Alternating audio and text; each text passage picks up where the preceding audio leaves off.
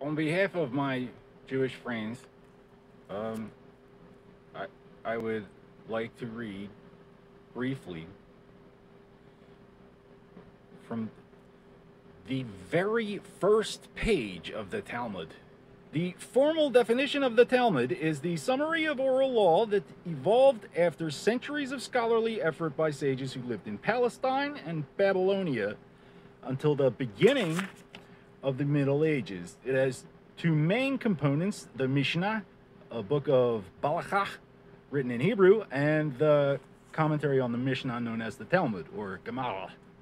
In the limited sense of the word, a summary of discussion and elucidations of the Mishnah written in Aramaic Hebrew jargon. This explanation, however, though formally correct, is misleading and imprecise.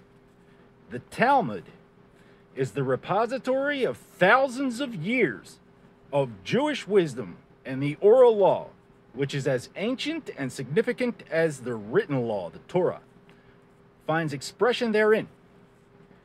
It is a conglomerate of law, legend, and philosophy, a blend of unique logic and shrewd pragmatism, of history and science, anecdotes, and humor.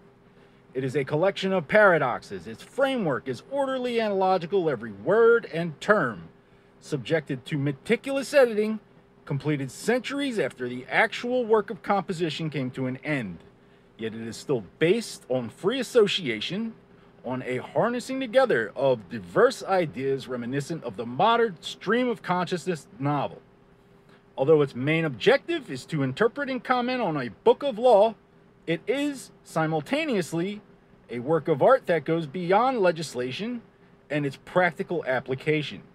And although the Talmud is to this day the primary source of Jewish law, it cannot be cited as an authority for purposes of ruling. That means I can't even tell you not to do it. I stand with Israel. I obviously, definitely your turn. Turn around and let me push.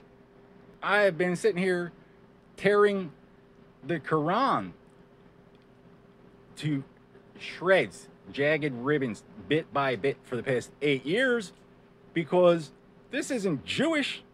It has to kosher out, or it were no Jews of mine. I'm gonna be king of all the juice. I prefer my juice juicy, only the juiciest juice for me. If you make some assertion of authority or protection by the law of Moses, you will agree that the Jews do not rape eye for an eye.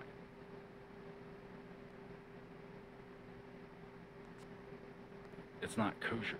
That's why the French, of all people, invented the rapier. You don't come here raping people like it's a holy war, like you win. Majesties, my lords, I can't possibly rape all these Protestants by myself. The heart is willing, but the flesh is weak.